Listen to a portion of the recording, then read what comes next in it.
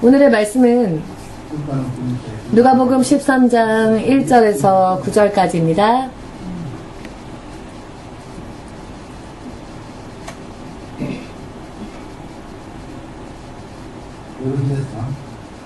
다 찾으셨습니까?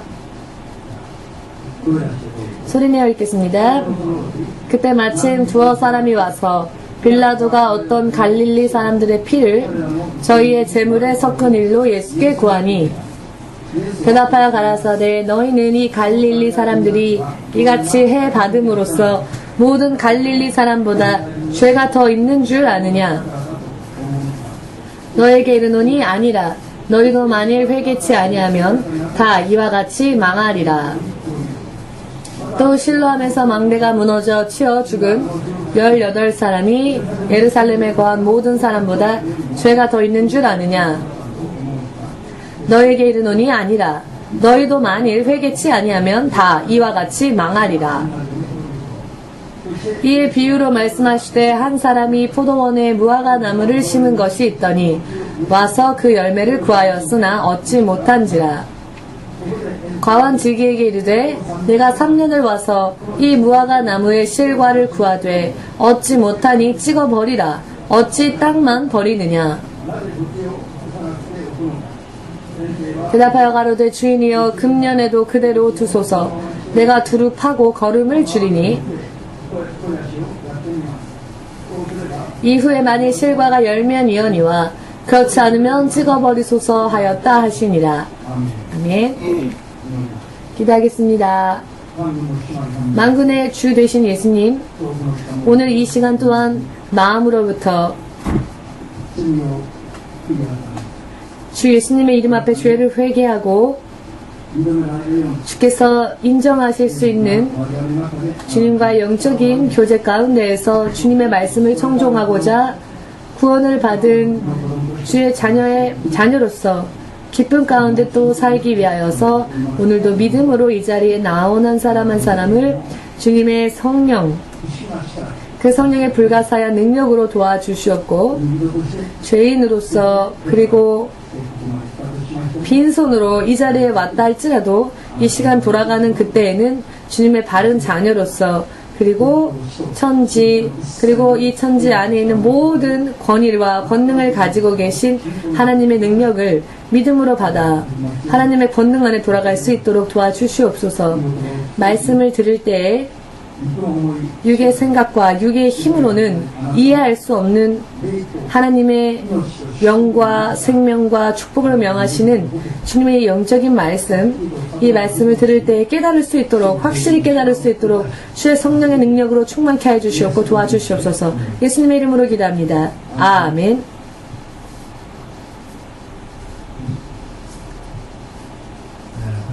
할렐루야.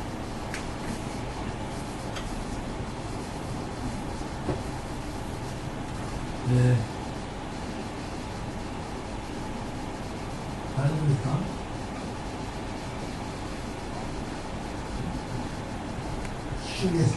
주 예수 그리스도는 지금도 이 진리의 말씀 하나하나를 당신의 성령으로 우리에게 간증하고 증거하십니다. 그리고 성령께서 증거하시는 것은 살아 역사하시고 주께서 하신 말씀이 실현되어진다는 것을 우리에게 증명하신다라는 뜻이기도 합니다. 즉 성경의 말씀은 실현되어지는 말씀이며 실현되어지고 있으며 반드시 주께서 말씀하신 대로 완성되어지게 되어 있는 살아계신 하나님의 입술에서 나온 말씀이라는 것 믿으십니까? 사람이 만일 맛있는 음식을 먹고 마시기만 하고 불필요한 것을 체내에 소화되어져 있는 불필요해져 버린 것들을 체외로 배설하지 않는다면 어떻게 될까요? 그 결과를 생각해 보건대 참 무서운 일이겠지요. 사람이 음식을 먹어도 배설하지 못한다면 맛있는 음식을 아침, 점심, 저녁 열심히 먹고 한 끼도 거르지 않고 잘 먹고 잘 먹지만 한 주 그리고 한 달 동안 몸 안에 불필요하게 남아있는 것들을 배설하기 위해 화장실에 가지 않는다면 어떻게 될까요? 잘 모르시겠습니까? 먹고 마시는 것보다 정말로 그것에 대등할 정도로 중요한 것은, 먹고 마시는 것도 중요하지만 그와 똑같이 중요한 것은 먹고 마신 것을 소화했다면 그것을 체외로 배설하는 일입니다. 이것은 사람의 육신에 있어서 굉장히 중요한 일이지요.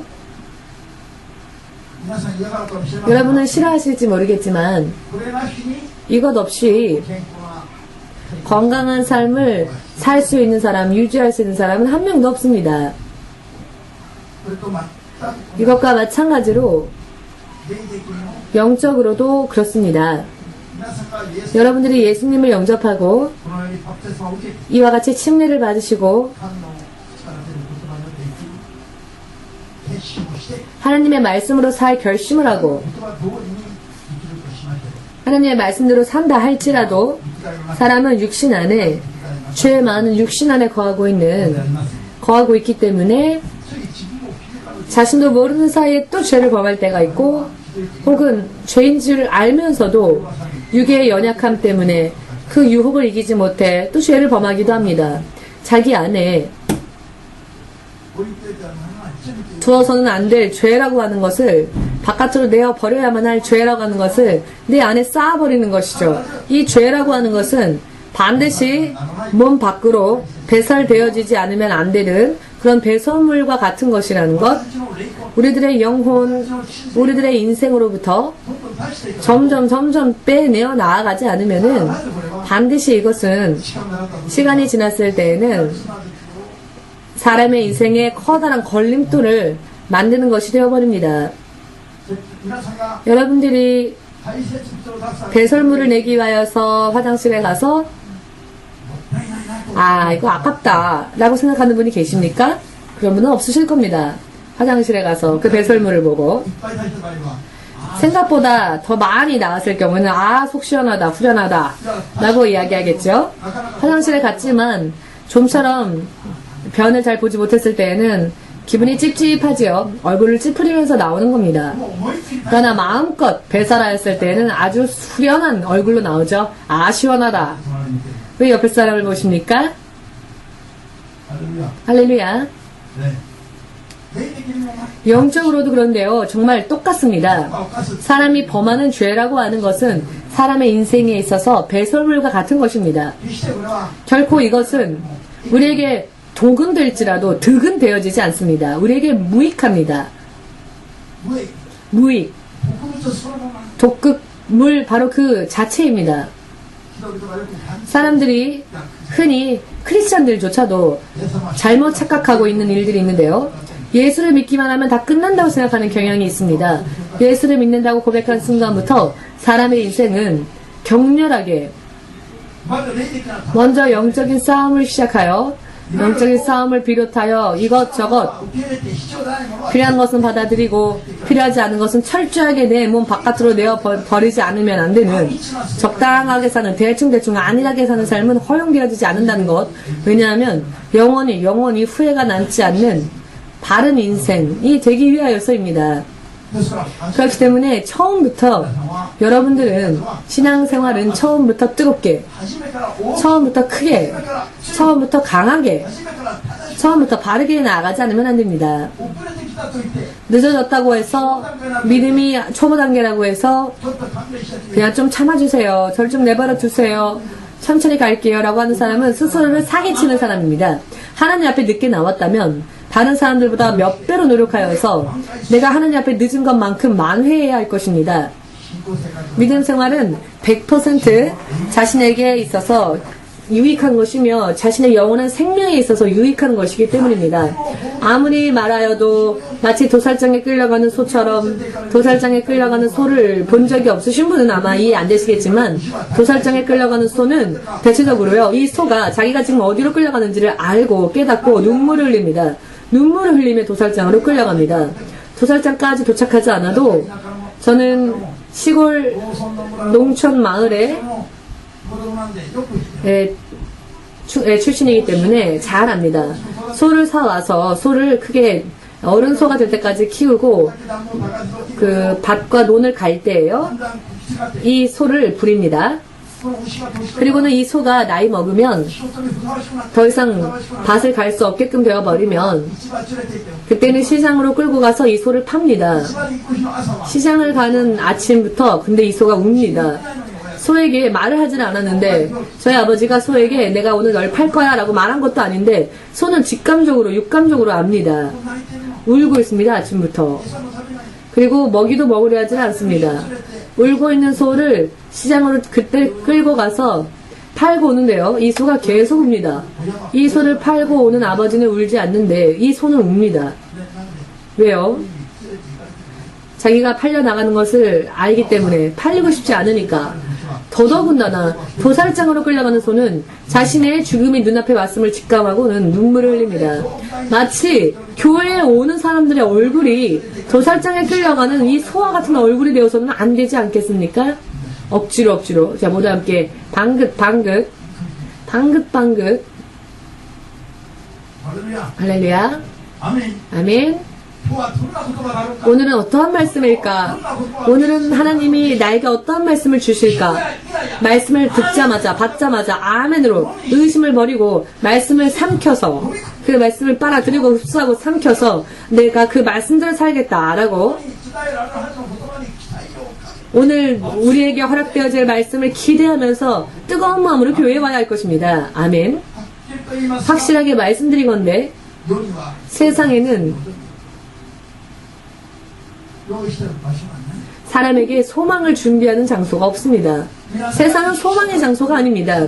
여러분들이 열심히 일을 하고 있는 직장 일터라 할지라도 여러분들의 영원한 인생의 대책을 조금도 세워주지 않습니다. 여러분들이 가지고 있는 어떤 지적 능력이라거나 혹은 육적인 능력 이 같은 거 전부 다 빨아먹다가 필요 없어지게 되면 더 이상 빨아먹을 게 없으면 자상한 말로 부드러운 말로 경험한 분들이 계실지도 모르겠습니다. 이 자리에 우리들의 인생에 있어서도 우리의 인생에 있어서 유일한 소망은 오직 하나님의 입술에서 나온 말씀입니다. 내 인생의 모든 문제, 내가 인생에서 필요로 하는 모든 것이 바로 이 말씀에 약속되어져 있습니다. 이 말씀 안에 또 우리에게 제공되어지고 있습니다. 이 말씀을 집어삼켜서 의심을 버리고 깊이 생각하지 말고 하나님의 말씀이라면 무조건 믿고 따라서 여러분들에게 유익한 생명의 능력과 축복을 허락하는 이 불가사의한 능력으로 하나님께서 내 아래 역사하실 수 있도록 믿음으로 오직 기도해야 할 필요가 있습니다. 그리고 말씀대로 살지 못했던 부분들이 있다면 그것을 철저하게 회개하고 그것이 죄였다라는 것을 인정하고 죄에서부터는 한시라도 빨리 빠져나와야 할 필요가 있습니다. 왜냐하면 죄라고 하는 것은 사람의 인생에 있어서 배설물과 같은 것이기 때문입니다. 금세 한꺼번에라도 다 버리지 않으면 안 되는 것들입니다. 결코 가지고 있어서는 안 됩니다. 이것은 우리에게 유익한 것이 아닌 오히려 독을 주는 그러한 것이기 때문입니다. 이 죄라고 하는 문제를 믿는 사람들이 더욱더 바르게 의식해서요. 더 바른 의식과 인식 가운데 여러분들의 삶은 예수를 믿은 보람이 있다. 내가 예수를 믿은 덕분에 내가 이렇게 되었구나라고 대만족할 수 있는 결과, 그 결과를 간증할 수 있는 그런 인생이 되기를 원합니다. 아멘. 5년, 10년 교회를 다녀도 만족할 수 없는 결과라면 어떠한 결과도 없이 내가 사람들에게 예수를 믿어 이렇게 되었다라고 증거할 수 없다면 내가 행복하다라고 간증할 수 없다면 아무런 간증이 없는 하나님을 증거할 수 있는 그러한 결과가 없다면 교회를 다닐 필요가 없겠죠. 실상은 5년까지 기다릴 것도 없습니다. 3년까지 기다릴 것도 없습니다. 예수를 믿었다면 사도 바울 같은 경우에는 단 3일 만에 자신의 지금까지 걸었던 모든 인생을 접었습니다. 3일 만에 인생을 다 접고 예수를 전하는 사람이 되었습니다. 사도 바울은 단 3일이 아니라 예수라고 하는 분을 만난 순간부터 예수님에게 압도당하였죠. 그 위엄에, 그 위대하심에, 그 능력과 권위에 압도당하여서 그분의 종이 되는 것이 최고라는 것을 깨달았기 때문입니다. 예수님을 만난 바로 그 자리에서 사도 바울은 오 주여, 예수의 이름을 알지 못했던 그때부터 오 주여 라고 부르지요. 여러분들에게는 예수님이 주님이 되어 있으십니까? 회사의 사장이 여러분들의 주인이 아닙니까? 돈이 여러분들의 인생의 주인이 아닙니까? 돈의 흐름만을 따라다니는 사람들, 그 사람은 바로 그 돈이 그 사람 인생의 주인인 것이죠. 부인이 말 한마디 하면은 그저 부인이 말하는 대로만 따라하는 사람은 부인이 주인이겠죠. 남편이 말하는 것밖에 따르지 않는 사람은 남편이 그 사람의 주인이겠죠. 잘 생각하시고 청년들이요, 결혼을 생각하십시오. 잘 생각하시고 결혼을 결심하십시오. 주님이 예수님이라는 것을 방해하는 그 어떤 장애물도 우리에게 있어서는 안 됩니다. 왜냐하면 예수님이 아닌 다른 것이 우리의 주인이 되어 우리 인생을 해칠 수 있기 때문입니다. 오늘은 죄라고 하는 문제에 대하여서, 그리고 회개에 대하여서, 회개하지 않으면은 우리들이, 자 여기에서 믿는 자들도 회개하지 않는다면, 믿는 자들도 너희도 회개치 아니하면, 이 말씀의 뜻은 믿는 자들도 회개하지 않으면 세상에서 저주받은 자와 똑같아진다라는 말씀이 나왔죠. 오늘 17절 18절에 실로암 탑이 무너져서 그 탑에 깔려 죽은 사람들의 이야기가 나옵니다. 여러분, 평소 우리가 믿음 생활을 하는데 탑이 쓰러졌을 때 그 쓰러진 탑에 깔려서 죽고 말았다, 이런 사람들을 보면 대체적으로 사람들은 이런 생각을 할 것입니다. 저주받았구나, 무언가 큰 죄가 있기 때문에 그렇게 됐을 것이다, 저주받은 자다. 죄와 저주를 생각할 것입니다. 예수 그리스도가 오늘 확실하게 말씀하시는 것은 하나님을 믿지 않고 탑이 쓰러져서 깔렸을 때 운 나쁘게 깔렸다고 합시다. 근데 그 운 나쁘게 깔려 죽은 사람만이 죄인이 아니라 하나님을 믿노라 하는 사람들 가운데에서도 만일 죄가 있다면 저와 같이 똑같이 죽을 수밖에 없다는 것입니다. 죄는 무차별 공격하는 것입니다. 예수님을 믿는다 하면은 모든 죄로부터, 저주로부터, 아픔으로부터, 고통으로부터 자유로워졌다라고 생각하지요. 그런데 우리는 이 부분에 대해서 잘못 생각해서는 안 됩니다. 잘못 생각하는, 착각하는 부분들은 다 버려야 할 것입니다. 믿는 자라 할지라도, 믿는 사람이라 할지라도 죄가 있다면 믿지 않는 사람과 똑같이 죄로 인한 공격을 받을 수밖에 없습니다. 이것을 인정하지 않으면 안 됩니다. 지금 현재에도 목회까지 하고 있는 주의 종이면서도 인생에 일어나는 여러 많은 사건들, 여러 많은 사고들, 여러 많은 문제들이 왜 일어나는지 아직도 알지 못하고 깨닫지 못하여서 지금조차도 하나님을 알지 못하겠다라고 하는 사람들이 많죠. 그렇다면 왜 성경이 여러분과 저에게 주어졌을까요? 성경에 주어진 의미가 없어지지 않습니까? 성경에는 인생의 모든 문제를 풀 수 있는 열쇠가 있습니다. 성경은 인생의 교과서입니다. 성경에는 모든 사람의 문제, 사람의 모든 인생의 문제, 그 인생의 문제를 어떻게 하면 해결할 수 있을 것인가 라고 하는 부분에 대해서 전부 다 기록되어져 있습니다. 믿으십니까? 왜 이런 일이 일어났을까? 내가 30년이나 예수를 믿었는데, 아니 나는 주의 일을 열심히 하는 주의 종인데 왜 이런 일이 내게 일어날까? 무언가 나쁜 일이 일어날 때에는, 안 좋은 일이 일어날 때에는 여러분 생각할 것까지도 없습니다. 단순하게 간단하게 생각하십시오. 무언가 죄가 있었구나, 무언가 있었구나가 아니라 죄가 있었던 것입니다. 죄가 있었음에 틀림이 없었다, 틀림없이 죄가 있었기 때문이다. 죄의 결과가 고통과 아픔과 저주이기 때문입니다. 죄가 우리에게 고통을 주기 때문입니다. 근거가 없는 곳에서는 하나님은 축복도 안 주시고 저주도 안 하십니다. 근거가 있기 때문에 축복을 주시는 거고, 근거가 있기 때문에 저주도 허락하시는 것입니다. 하나님은 정의를 영원까지 행하시는 분이십니다. 천사 앞에서도, 마귀 앞에서도, 그리고 천지 만물과 사람들 앞에서도 정의, 바른 하나님의 뜻, 그 정의를 지키지 않으면 하나님 당신이 하나님이 아닌 게 되어버리기 때문에 하나님은 정의를 토대로 하여 세상의 모든 것을 지배하시는 분이시기 때문에 무언가 일이 터졌을 때에는 저 사람이 웃고 있구나. 뭔가 좋은 일이 있었나 보다. 저 사람 뭔가 좋은 일이 있나 보다. 하나님께 축복받았기 때문에 아니 왜 저 사람은 축복받았지? 다른 사람들에게는 그 이유가 알 수 없다 할지라도 하나님이 그 사람의 어느 부분인가를 인정하실 만한 것이 있었기 때문에 하나님이 축복을 주시는 것입니다. 사람이 판단하는 기준으로 사람이 하나님께 축복받고 저주받는 게 아닙니다. 하나님의 기준 앞에 근거가 있기 때문에 하나님은 축복도 주시고 저주도 허락하시기 때문에 무언가 고통과 아픔과 질병이 있다면 우리는 하나님 앞에 죄가 있다는 것입니다. 그 죄를 철저하게 찾아내서 그 죄를 깨끗하게 해결하는 것 이외에는 회복의 방법이 없습니다. 믿는다라고 하는 것은 이와 같은 하나님의 관계에 있어서 해서 될 일과 해서는 안 될 일이 있는데요. 해서 될 일을 하면 이것을 근거로 하여 축복을 받지만 해서는 안 되는 일을 하면 저주받고 고통 가운데에서 살게 됩니다. 그러나 그런 삶 가운데에서도 회개하지 않으면 불신자와 똑같이 하나님의 나라에 탈락되어져 버리고 만다는 것을 의식하지 않고 산다면 그 사람은 크리스천이 아닌 사람들과 다를 게 없습니다. 대표적인 예수 그리스도의 제자 2명, 죄를 범한 예수 그리스도의 제자 2명이 있죠. 한 명은 가룟 유다, 한 명은 베드로였습니다. 베드로. 시몬 베드로라 불려졌던 하나님의 수제자 예수님의.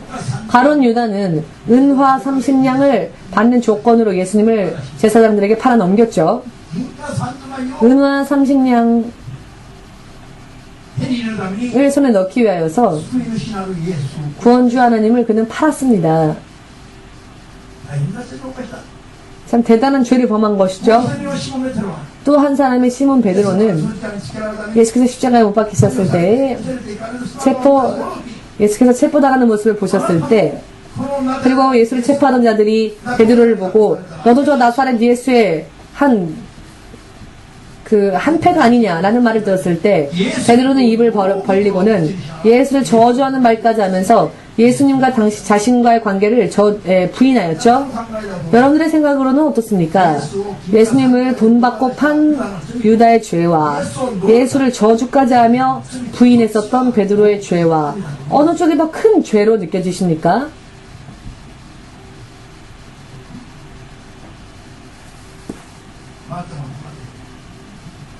아사미상은 항상 발표하니까 오늘은 좀 가만히 있으시고 다른 사람들 예수님을 저주한 죄와 예수를 판 죄 어느 쪽이 더 크다고 생각하십니까? 뒤쪽에 앉으신 분들 중에 한 명 누군가 대답해 주십시오. 그렇습니다. 베드로의 죄가 더 큽니다. 예수를 저주했으니 그러나 그 결과를 보면 두 사람 다 공통된 점이 있지요. 두 사람의 공통점은 무엇인가? 두 사람 다 예수님의 12제자 중에 하나였다는 것입니다. 믿지 않았던 자가 아니라 믿던 사람들 가운데에서도 더군다나 예수님의 제자로 택함받은 예수님의 12제자 중에 하나였다는 것입니다. 이것이 이 둘의 공통점이죠. 그리고 또 이 둘의 공통점은 죄를 범했다라는 것이죠. 죄의 크기의 차이는 있을지 몰라도 죄를 범한 것은 똑같습니다. 그런데 이 두 사람의 결과는 어떻게 되었습니까? 하늘과 땅의 차이가 났지요. 구름과 진흙의 차이, 하늘과 땅의 차이, 천국과 지옥의 차이. 결과는 그렇게 벌어지고 말았습니다. 왜? 똑같은 예수님의 제자이면서도 예수님에 대하여 죄를 범하였으면서도 그것도 유다보다 베드로가 더 큰 죄를 범한 것에는 틀림이 없는데 베드로는요 예수 그리스도의 12제자의 들 가운데서도 수제자로서 예수님의 성령이 세상에 있는 사람들에게 임했을 때 가장 처음으로 받은 사람들을 대표하는 자로서 이 땅에서 신약시대 예수님의 교회를 이 지상에 처음으로 세우고 처음으로 또 처음으로 설교한 사람이 그렇게 설교자로 세워진 사람이 시몬 베드로였습니다. 즉 신구약 시대의 교회들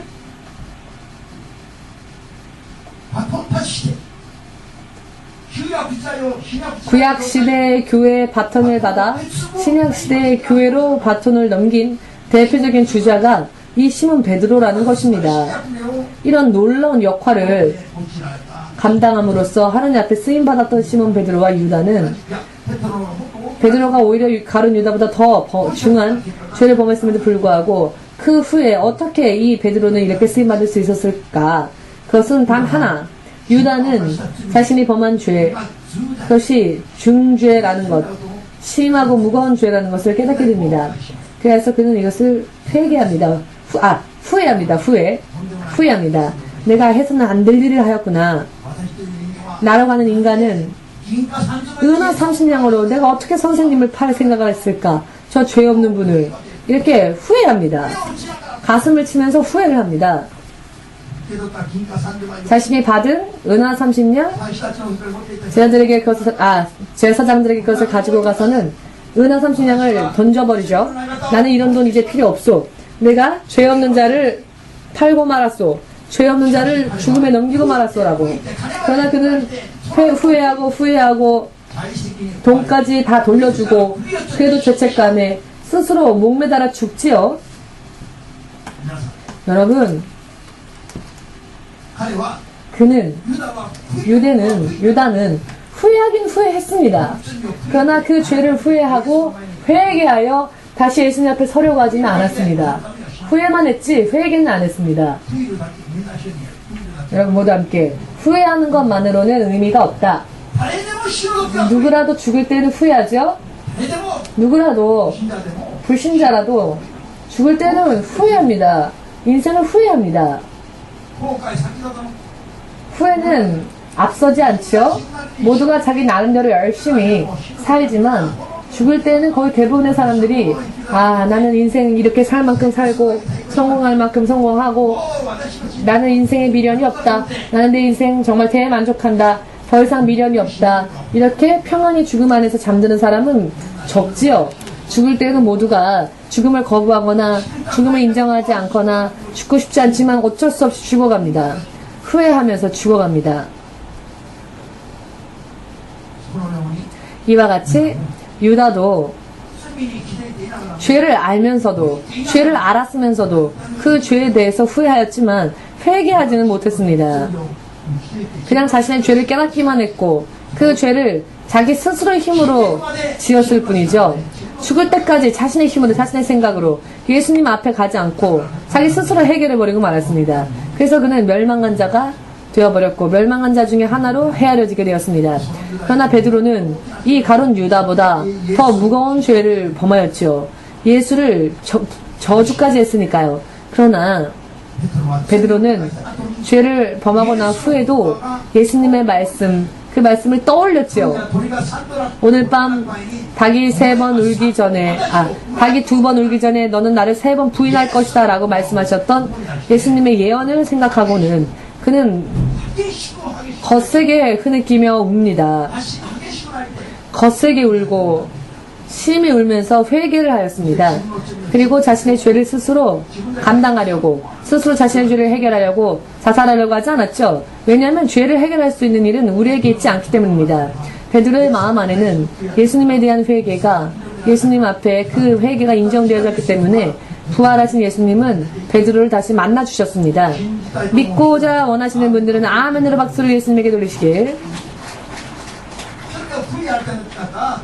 죄를 회개했는지 회개하지 않았는지가 죄의 크기와 관계없이 회개했느냐 안 했느냐가 두 사람의 인생을 두 갈래로 영원히 갈라놓고 만다는 것 확실하게 깨달으셔서 죄는 누구라도 저지를 수 있지요. 죄를 범하지 않은 채 사는 사람은 세상에 한 명도 없다 하십니다. 그렇기 때문에 세상에 있는 모든 사람들에게는 예수 그리스도가 필요한 것입니다. 예수께서 십자가 위에서 흘리신 그 보혈이 우리에게 필요해지는 것입니다. 문제는 내가 범한 죄의 크기와 관계없이 작은 죄라 할지라도 혹은 큰 죄라 할지라도 사실 이것은 그렇게 대수로운 문제가 아닙니다. 하나님이 보실 때에는 모든 죄가 다 똑같은 죄를 보이시기 때문입니다. 사람들은 베드로가 더 큰 죄를 범했다 라고 지금 말하셨죠. 그러나 예수께서 보실 때에는 베드로는 그 죄를 후회하고 회개했지요. 회개한 베드로의 죄는 예수님의 거룩한 보혈이 마치 눈처럼 하얗게 원래부터 죄가 없었던 것처럼 그런 깨끗한 상태로 되돌려 놓으셨습니다. 이것이 예수 그리스도의 위대한 능력이라는 것을 믿으시기를. 죄는 크기를 운운할 것이 아닙니다. 죄는 회개했느냐 혹은 회개하지 않았느냐에 대한 부분이 더 중요합니다. 아멘 되십니까? 옆에 계신 분에게 물어보십시오. 꽤 큰 죄를 범했잖아. 중대한 죄를 범하지 않았소? 언제나 사람들은 나는 그렇게 큰 죄를 별로 범하지 않았는데, 나는 그렇게 큰 죄를 저지르지 않았는데,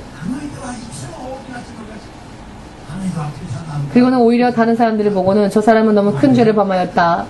저 사람은 정말 교회를 왜 다니는지 모르겠다. 이렇게 정죄하는 사람들, 정죄하는 사람들이 가장 큰 죄입니다. 그러나 예수님 보실 때에는 도토리 키재기, 죄를 범한 사람들은 다 똑같습니다. 죄의 크기와 상관없이 다만 회개하면 베드로가 쓰임받았던 것처럼. 자, 예수님은 왜 베드로 같은 사람을 수제자로 삼으셨을까요? 죄에 대한 회개를 할 수 있는 사람은 하나님의 사랑과 은혜의 크기를 아는 사람이기 때문입니다. 그것을 체험한 사람, 그것을 간증할 수 있는 사람이기 때문에 예수님은 회개하는 자를 큰 그릇으로 여기셨고 회개하는 자를 큰 제자로 세워주시는 것입니다. 로마서 5장 20절 말씀에 율법이 들어온 곳에 죄가 성하였다. 죄가 성한 곳에 예수님의 은혜가 더욱더 넘쳐났다라는 기록이 있습니다. 이 말씀의 의미는 무엇인가? 율법이라 하는 하나님의 말씀의 기준이 없으면 뭐가 죄인지 기준이 없으면 모르죠. 죄라고 하는 기준이 없으면. 율법은 무엇이냐?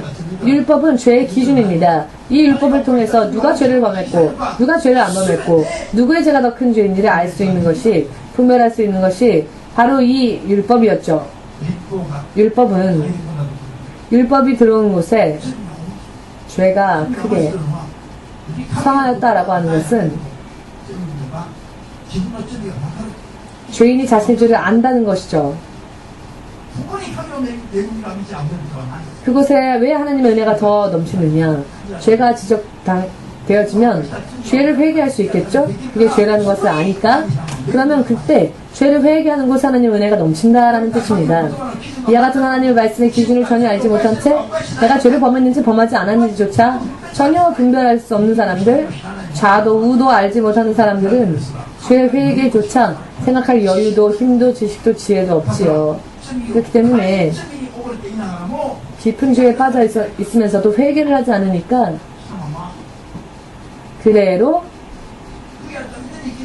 회개하지 않고 사니까 은혜가 넘치기는커녕 은혜가 줄어들 뿐이죠. 즉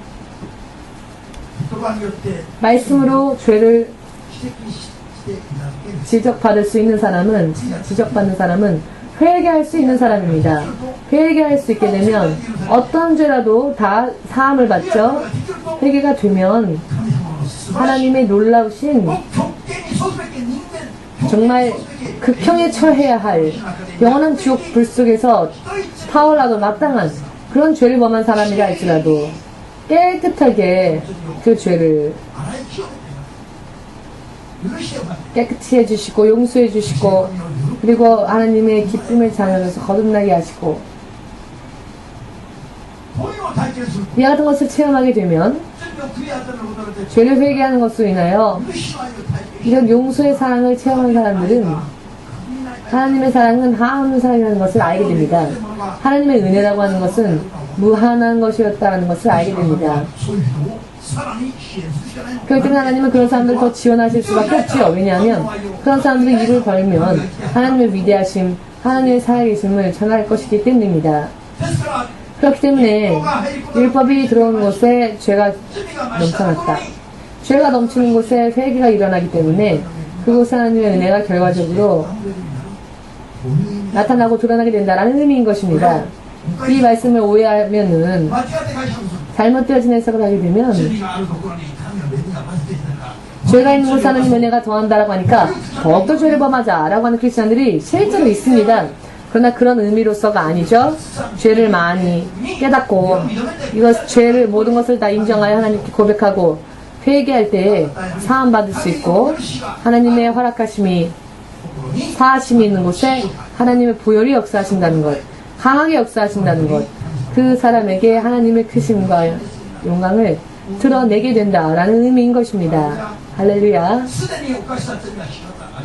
이미 범한 죄는 어쩔 수 없겠지만 일부러 죄를 범해서는 안 될 것입니다.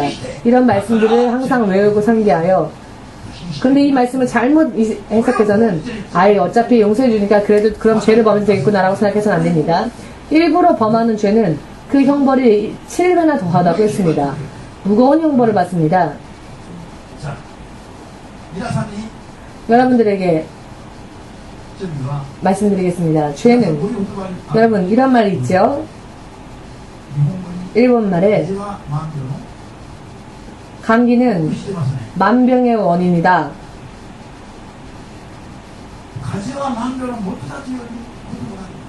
감기는 만병의 원인이다 라는 말이 있죠. 영적으로 말한다면 죄는 만병의 토대입니다. 죄는 만병의 근원이다. 아멘.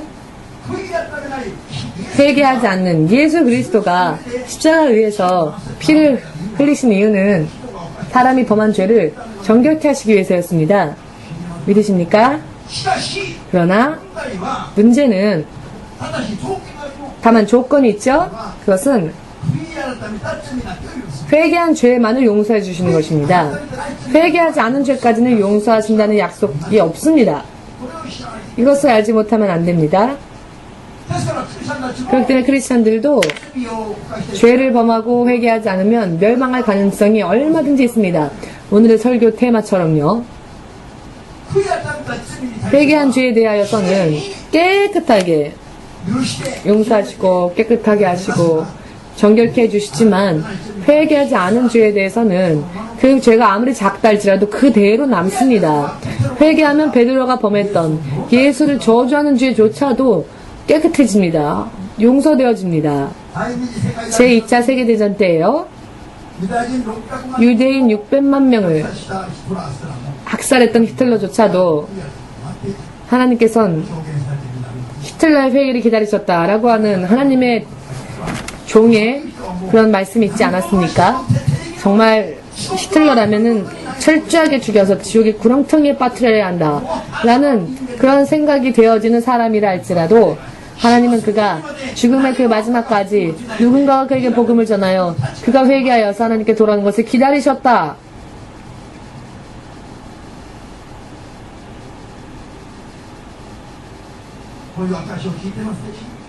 이런 간증 들어보신 적 있으시죠? 다만 회개하지 않는다면 어찌할 수 없습니다.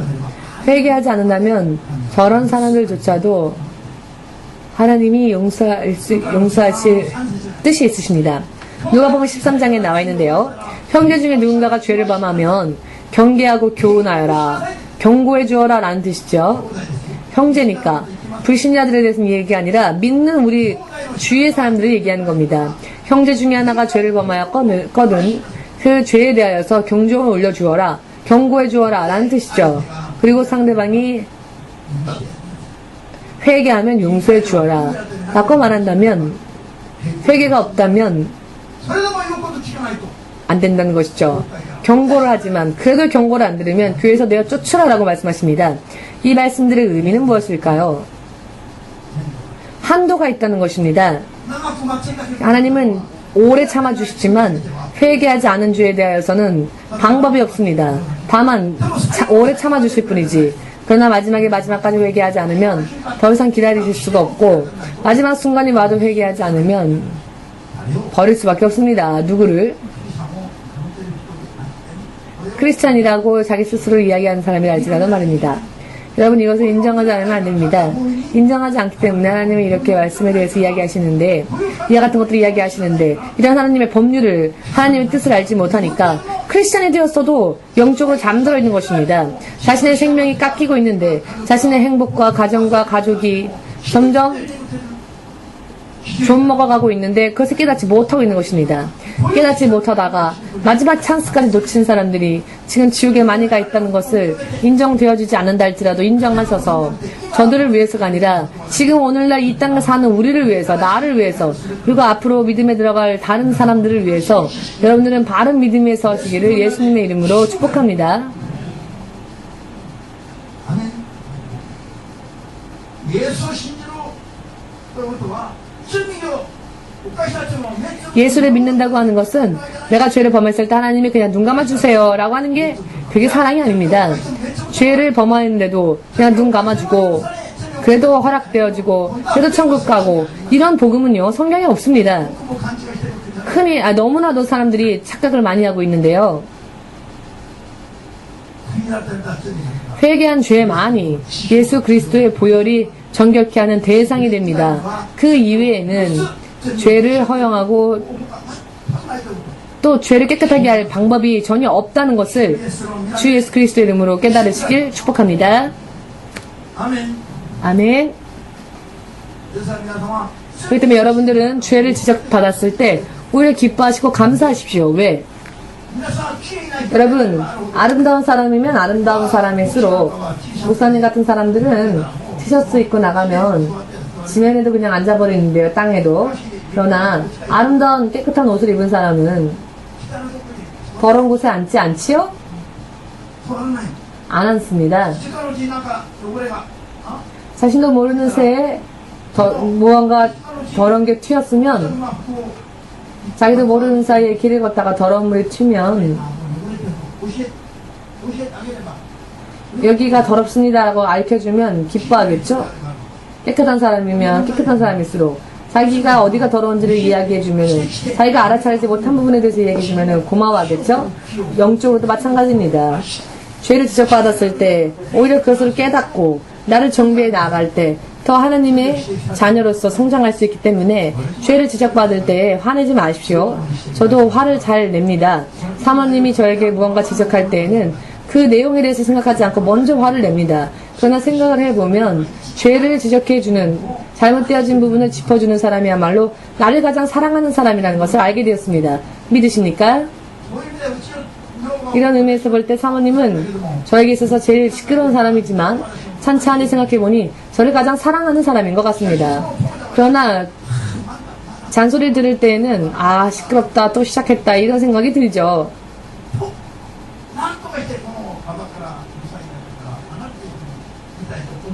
어떻게든 이 사람한테 좀 떨어져 있어야 되겠다라고 그 순간은 생각하지만 침착하게 기도하면서 생각해보면 마음의 안정이 되돌아오면 그래도 사모님이 나를 가장 좋아하고 사랑하고 있구나.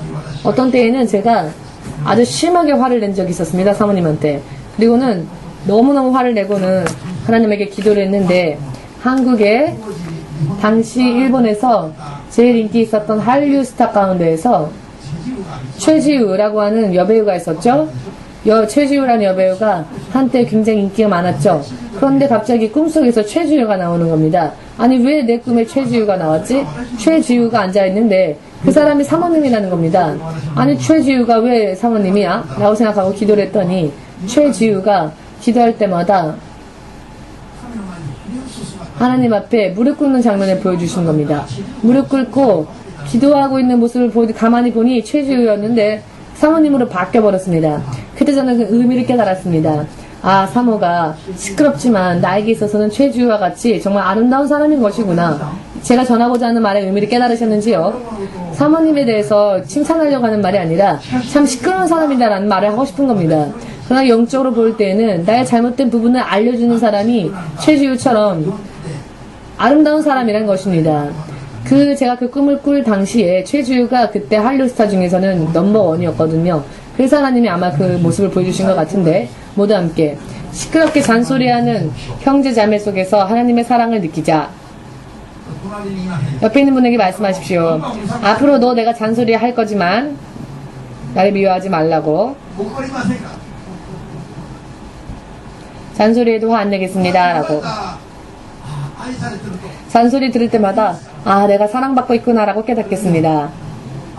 아멘. 확실하게 말씀드려서 바다, 고름이 있지 않습니까? 여러분, 고름. 몸에 고름이 생길 때가 있죠? 그러나 고름은 몸에 있다 할지라도 우리 몸이 되어주진 않습니다. 고름은 무조건 짜내야죠. 모두 함께. 죄는 영적인 고름이다. 아멘. 짜내지 않으면 그 사람의 몸을 어떻게 하느냐? 고름은 짜내야 합니다. 지금 점점 몸을 결박해 가니까요. 죄라는 게 이렇습니다. 죄는 철저하게 짜내어서 끄집어내어서 여러분 고름 짜는 법을 아십니까? 대충 고름을 짜서는 안 됩니다. 고름을 짤 때는 피가 나오고 피가 더 이상 나오지 않을 때까지 짜야 합니다. 철저하게 짜내지 않으면 안 됩니다. 고름은. 그렇게 되면 또 적당하게 대충 하다 보면 뿌리가 남아버리니까요. 죄 또한 이렇게 해야 합니다. 요엘 2장 12절에서 14절까지의 말씀 잠시 소개하겠습니다만 너희는 울고 금식하여 울며 금식하여 내게로 돌아오라. 이것은 회개입니다. 옷만 찢지 말고 마음을 찢어라. 마음을 찢어 내게로 오라.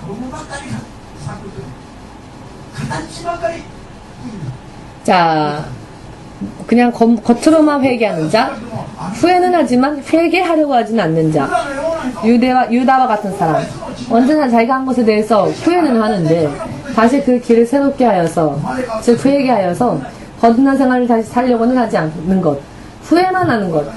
그런 사람은 옷만 찢는 사람입니다. 옷은 찢지만 마음은 찢지 않는 사람, 그런 사람인 것입니다. 이런 사람은 하나님 앞에 돌아올 수가 없습니다. 하나님이 다시 생각해 주지 않으십니다. 하나님이 다시 생각해 주신 하나님께서 생각하시고 결심하셨던 재앙을 하나님이 언제 거두시느냐? 옷을 찢는 사람이 아니라 마음을 찢고 회개하여 하나님 앞에 매달리는 자에게 그렇게 하신다는 것을 믿으시기를. 모두 함께 울고 금식하여 옷이 아니라 마음을 찢어서 죄를 회개하고 하나님 앞에 돌아오는 자는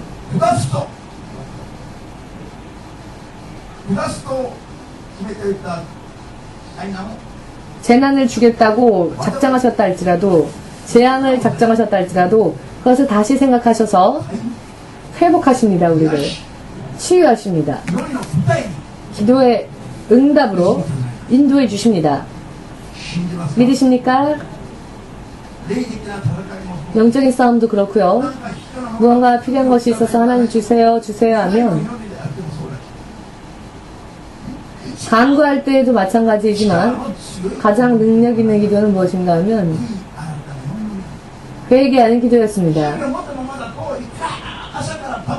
죄를 가진 채로라면 아무리 아침부터 밤까지 외쳐도 죽을 때까지 응답받지 못하는 기도들이 얼마나 많습니까? 죄를 가진 채로 기도하면. 그러나 죄를 회개하고 기도하면 하나님께서 기도하기 전부터 우리들이 어떠한 것을 원하고 있는지, 우리들에게 있어서 지금 무엇이 필요한지 하나님이 이미 다 알고 계십니다. 믿으십니까? 기도하기 전부터, 구하기 전부터 우리들에게 무엇이 필요한지 우리 어버이는 잘 알고 있다라는 얘기죠. 무엇을 먹을까, 무엇을 마실까, 무엇을 입을까, 어떠한 일을 할까, 누가 결혼할까. 우리가 구하고 있는 것들, 또한 필요로 하고 있는 것들, 실제로 구하는 건 이거지만 우리에게 필요한 것은 이거다 라고 하는 것까지 하나님은 아십니다. 구했다고 해서 주어지는 것이 아니라 믿음이 인정되어지면 주어집니다. 믿음이 인정되어지기 위해서는 하나님과 우리 사이를 가로막고 있는 방해물과 같은 죄라고 하는 벽을 허물어야 합니다. 우리가 죄의 벽을 허물 때, 즉 회개할 때 하나님은 우리들의 필요함을 보십니다. 하나님의 눈은 천지 만물을 꿰뚫는 힘이 있습니다. 하나님의 손은 닿지 않는 곳이 없습니다. 그렇지만은 아무리 기도하여도 하나님이 역사하시지 않는 이유는, 응답이 없는 이유는, 하나님이 돌아봐주지 않는 이유는 왜일까? 하나님에게 능력이 없어서가 아니라, 하나님에게 그럴 마음이 없어서가 아니라 죄가 회방하고 있기 때문입니다. 이 죄를 철저하게 회개하면 하나님은 기다리셨다는 듯이 우리가 이게 필요합니다, 적어주십시오 라고 말하지 않아도 안수를 받을 때 반드시 여기가 아파요, 저기가 아파요 라고 말하는 사람들이 있습니다. 자, 비난하려고 하는 말씀이 아니라 그냥 알려드리는 말씀인데요. 그냥 머리에 손을 얹는 것만으로도 병은 나을 수 있습니다. 아픈 곳에 환부에 손을 얹지 않아도 머리에 손을 얹는 것만으로도 병은 치유되어집니다. 예수님 이름으로 기도하면. 이런 믿음을 가지시기 바랍니다. 목사님, 여기가 아파요, 여기. 그러니까 여기다가 손 얹고 기도해 주세요.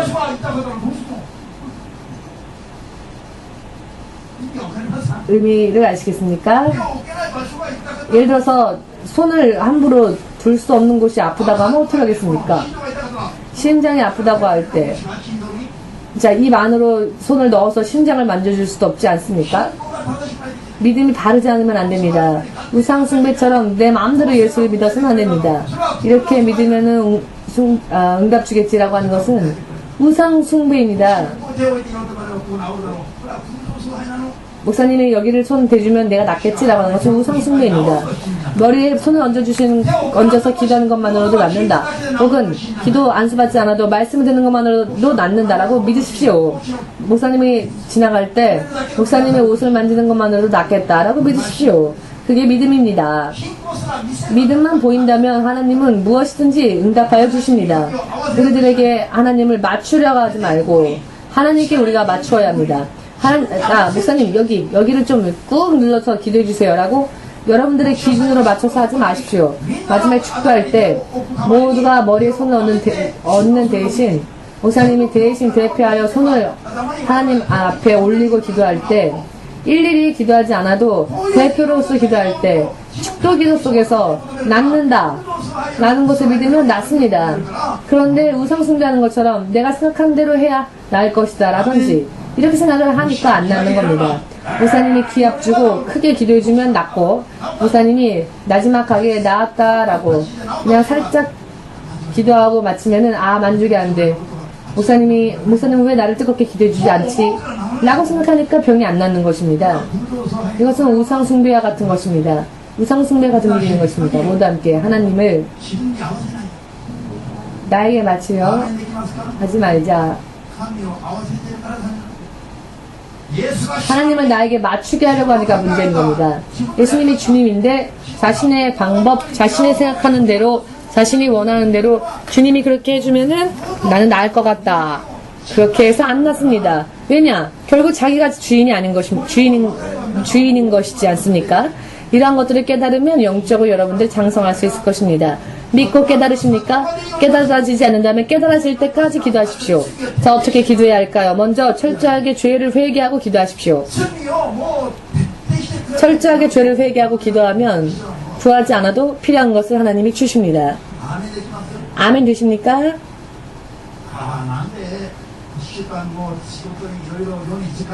한 주간 정말 직장터에서 인간관계 속에서 이것저것 너무나 힘들어서 교회에 와서 위로받으려고 왔더니 왜 오늘도 목사님은 저렇게 듣기 어려운 말, 죄, 회개 이런 말만 하실까? 여러분들의 모든 그런 아픔과 고통과 문제와 트러블로부터 여러분들이 자유롭게 되어질 수 있는 길이 바로 회개에 있기 때문입니다. 하나님으로부터 은혜가 공급되어지기 때문입니다. 기도하지 않아도 하나님께서 우리가 무언가를 딱 부러지게 구하지 않았다 할지라도 우리가 먼저 회개가 온전히 이루어지면 하나님 우리에게 필요한 것까지 알아서 허락하여 주십니다. 하나님이 예수께서 이 땅에 오셔서 가장 먼저 무엇을 하셨습니까? 회개하라. 천국이 가까이 왔느니라 라고 하셨습니다. 이 말씀은 천국이 내 눈앞에 있다 할지라도 내가 회개하지 않으면 천국이 내 것이 안 된다는 것입니다. 하나님이 안 보이는 게 아니라 하나님의 손이 짧은 것이 아니라 우리가 하나님과 우리 사이에 죄라고 하는 장애물을 만들었기 때문에 그렇습니다. 죄가 하나님과 우리 사이를 가로막아 하나님을 보지 못하게 만들었기 때문에 그러니 이 죄를 해결하는 것은 바로 회개라고 하는 것입니다. 예수님이 우리를 위해 주신 것은 피를 흘리신 일이죠. 이미 2000년 전에 다 이루신 일입니다. 모두 함께 피를 흘리시기 죄를 위하여 예수께서 하신 일은 십자가에서 피 흘리시는 일이었다. 이것을 언제 하셨습니까? 2000년 전에 이미 하셨죠. 끝난 이야기죠. 이미 끝나고 완성되어진 이야기에 대해서 왜 지금까지 의심합니까? 이미 끝났는데 의심할 여지가 없습니다. 끝났습니다. 나를 위하여서 나를 구원하시기 위하여 피를 흘리셨구나. 그렇다면 이번에는 예수님이 이미 우리의 죄를 위하여 하실 모든 일을 하셨으니까, 피를 흘리심으로써 우리의 죄를 해결하시기 위하여 다 하셨으니까 이제는 우리의 차례입니다. 우리는 뭘 해야 하느냐? 회개해야 합니다. 회개하면 예수께서 2000년 전에 흘리신 그 보혈의 능력이 우리 인생 가운데서 역사할 것입니다. 예수의 보혈의 능력이 우리 안에 역사하면 만사가 해결되어집니다. 모두 함께 예수의 보혈은 만병통치약이다. 이 만병통치약을 마시는 것은 우리들의 회개의 기도인 것입니다. 회개 기도를 철저하게 하면 할수록 나에게 유익합니다. 회개를 안 하면 안 할수록 자기가 더러워진 채로 한 달이고 두 달이고 더러워졌는데 옷도 안 갈아입고 얼굴도 안 씻는 것처럼 앞으로 한 달 동안 씻지도 않고 목욕탕에도 들어가지 않고 머리카락도 안 감고 생활해 보십시오. 어떻게 될까? 우리 노숙자분들 중에서도 그런 분은 없습니다. 누구라도 안 씻으면 노숙자처럼 될 수 있습니다. 자, 이렇게 하면 먼저 무슨 일이 일어나냐면 사람들이 나를 떠나가지요. 오질 않습니다. 냄새나니까. 이와 마찬가지로 모두 함께 죄가, 회개하지 않은 죄가 내 영혼에 있으면 하나님께서도 천사도 사람들도 내게 가까이 오지 않는다. 축복도 가까이 오지 않습니다. 다만 기뻐서 오는 게 있는데 누구냐 하면 귀신들이 때를 지어 옵니다. 그리고는 넌 내 것이다. 창세기 3장 14절 죄를 범한 사람의 운명을 인생을 마귀의 손에 하나님은 넘기셨습니다.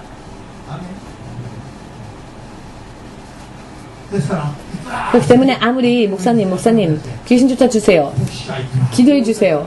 아무리 목사님이 안 사고 기도해도 악한 영은 한 번, 두 번 기도하면 사탄도 떠나갑니다. 모두 함께 사탄도 예수의 이름을 3번 외치면 사탄도 떠나간다. 아멘. 정해져 있는 이야기, 이미 결정된 이야기입니다. 일본을 결박한 사탄을, 커다란 용을 목사님이 내쫓았을 때 예수를 3번 외쳤습니다. 예수의 이름으로 명령하니 사탄이여 떠나라. 3번 명령하였을 때 명령한 것만으로 사탄은 떠나갔습니다. 귀신들은 나갈 수밖에 없습니다. 그러나 왜 명령하고 기도해도 귀신이 안 나갑니까? 그것은 아직 회개하지 못한 부분들이 남아있기 때문에 악한 영들이 내가 왜 나가? 이 사람이 나를 먼저 불렀다. 이 사람의 죄가 나를 먼저 불렀다. 나를 불렀기 때문에 나는 부름받아 왔다. 귀신들이 그렇게 얘기할 것입니다. 이 사람의 죄가 나를 불렀기에 내가 왔다. 나는 손님이다. 왜 나를 내쫓느냐? 귀신이 나가주질 않을 겁니다. 죄를 회개하지 않으면. 아멘. 믿음 생활을 바르게 하여 승리하고 진정한 하나님의 자녀가 되어 하나님의 능력과 은혜와 생명과 축복 가운데 진정으로 충만함을 받아 대만족하는 믿음 생활을 정말로 단 하루라도 맛보고 싶다면, 누리고 싶다면 오늘부터 죄를 철저하게 회개하는 기도를 빨리 출발하시기를 예수님의 이름으로 축복합니다.